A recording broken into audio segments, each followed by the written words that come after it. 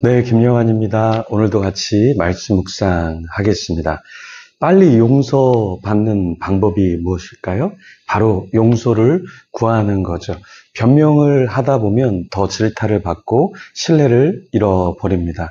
이진숙 방송통신위원장 후보는 청문회 진행 동안 솔직하게 다 자신의 허물을 말하지 않았죠.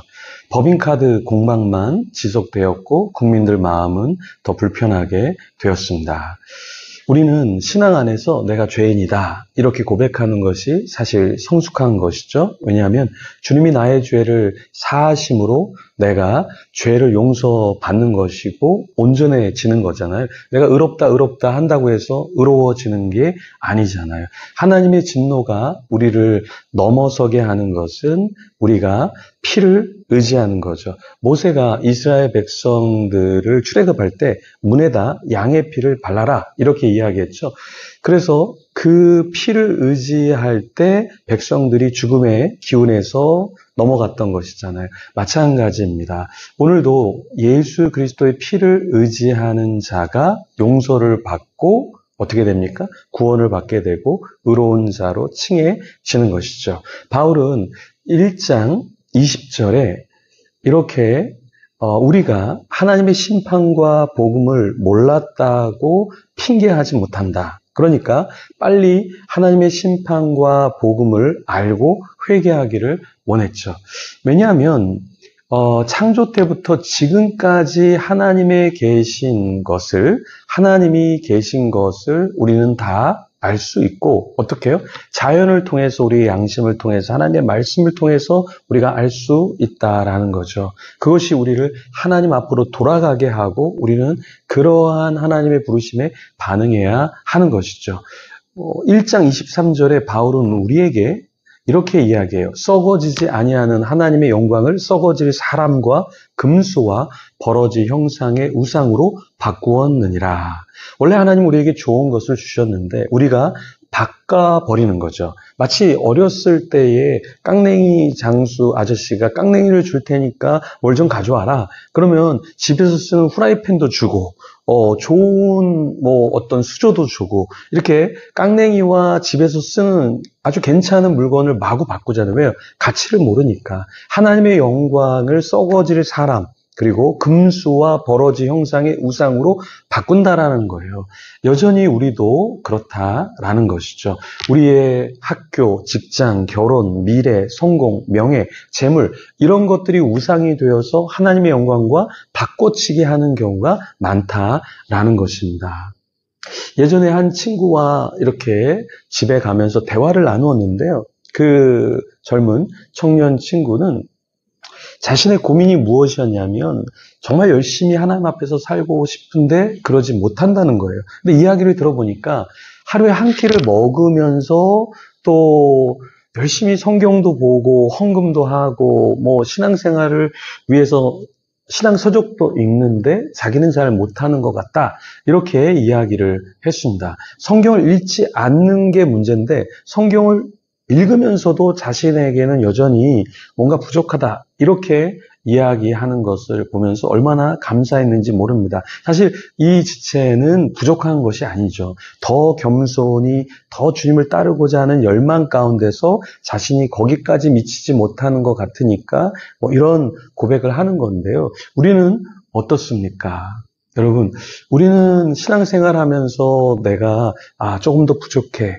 하나님 앞에서 내가 어떤 것을 하나님의 영광과 이렇게 바꾸려고 하는 것은 아닌가 이런 고민을 우리는 하고 있나요? 문제는 우리는 전혀 그렇지 않으면서 이런 것에 대해서 문제의식이 없다라는 거예요. 그래서 하나님이 때로 우리를 처벌하실 때 어떻게 하시는가? 그냥 내버려 두는 것이죠.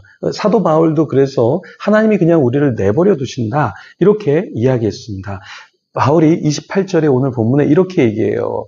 또한 저희가 마음이 하나님 두기를 싫어하며 하나님께서 저희를 그 상실한 마음대로 내어버려 두사 합당치 못한 일을 하게 하셨으니 하나님이 어떻게 해서 합당치 못한 일을 계속해서 하게 놔두시는가? 그것은 그냥 하나님이 그들을 그냥 놔두시는 거예요. 내버려 두시는 거예요. 이게 사실은 심판이다라는 것입니다. 출애굽기 보면 바로의 마음이 완악했다 그랬죠. 이 의미가 무엇이냐면 책 신들과 함께의 이 내용이 나오는데요. 이상한 교수님은 이렇게 얘기해요. 바로의 마음이 강박하다. 이 표현은 문자적으로 바로의 심장이 무겁다, 강하다 이런 표현인데요. 이러한 내용은 이집트의 중왕국의 문서인 관문의 서에 비슷한 표현이 나오는데 의지한 바를 더욱 굳세게 하라 이런 의미가 있다라는 거예요. 그래서 이걸 출애굽 본문으로 다시 왔을 때 보면 바로가 자신의 심장을 무겁게 하고 강하게 했다라는 표현이에요. 그러니까 이것은 야훼 하나님을 대적할 마음으로 의지를 굳혔다라는 의미로 해석될 수 있다라는 거예요. 그러니까 바로의 심장이 야훼 하나님으로 무거워졌다, 강해졌다라는 표현은 결국 야훼 하나님께서 바로가 내린 결정을 존중해 주시고 그런 바로는 자신의 도전을 계속해서 굳건히 잡고서 나아갔다. 그래서 결국엔 어떻게 됐습니까? 하나님 앞에 버려진 인생이 됐다라는 것이에요. 그러니까 하나님이 내버려 두신다라는 것은 사실 긍정적인 의미가 있는 게 아니라 그 내버려 두심으로 그 완악한 자의 마음이 무게감 있게 자신의 방향으로 계속해서 흘러가게 하게 된다라는 거죠. 그러니까 결국에 그 끝은 심판으로 점철되겠죠. 우리가 죄를 지으면서 회개하지 않고 완악한 마음대로 있다라는 것은 결국에 우리는 하나님 앞에 버려지게 되는 것이고 우리는 처벌을 면치 못한다라는 것입니다. 그래서 우리는 하나님이 우리를 버려두시지 않도록 해야 하는 거죠. 또 마찬가지로 우리가 어떠한 케어를 받을 때, 양육을 받을 때 누군가 나에게 조언을 해주는 것, 그것을 우리는 받아들여야 됩니다. 그러니까 받아들이지 않으면 어떻게 되냐면 나중에는 그냥 내버려둬요. 그러니까 내버려두면 괜찮은 것 같은데 내버려두는 것은 내가 원하는 길로 가다 보면 그 끝은 어떻게 됩니까? 사망의 길 혹은 저주의 길이 될 수 있다라는 것입니다. 여러분, 누군가 우리에게 무언가를 조언해 줄 때 그 조언을 좋은 쪽으로 받아들여서 더 업그레이드하면 우리는 축복의 길로 나아가는 것입니다. 그렇지 않고 그냥 내가 원하는 대로 살아가다 보면 나중에 내가 후회하게 된다라는 거예요. 누가복음 16장의 부자와 거지 나사로 이야기가 나오죠. 부자는 세상에서 자기가 먹고 살고 싶은 대로, 먹고 싶은 대로, 자기가 누리고 싶은 무엇을 다 누리면서 자기가 누리고 싶은 모든 것을 다 누리며 살았죠. 근데 나사로는 가난한 거지였습니다. 근데 나중에 어떻게 됐습니까? 네, 부자는 하나님의 말씀을 알고 지키지 못했고 나사로는 겸손하게 이 땅에서 가난한 자로 나중에 살다가 구원을 받게 되죠. 그리고 나중에 부자가 나사로를 보면서 굉장히 부러워하죠. 그러면서 하나님에게 이 나사로를 자신의 가족에게 보내서 어떻게 살아야 될 것을 좀 이야기해달라고 부탁을 하죠. 그런데 주님께서는 그 자녀들이, 가족들이 전혀 듣지 않을 거다라고 이야기를 하셨습니다. 자기 가족에게 이 소식, 자기가 이렇게 살고 있다는 것을 좀 알려주고 회개하고 돌이킬 것을 원했는데 모세와 같은 선지자를 보내어도 듣지 않을 거야 이렇게 말씀하셨어요. 그러니까 저주는 왜 받게 되는 거죠? 완악함으로 받게 된다라는 거예요. 성숙하다라는 것은 무엇입니까?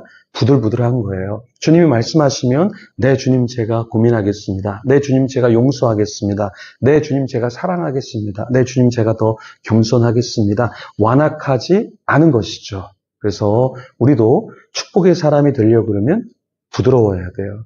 그리고 마음이 온유해야 하는 것이죠. 그런 사람이 되도록 이 시간 같이 개인적으로 기도하며 하나님 앞에 나아가도록 하겠습니다.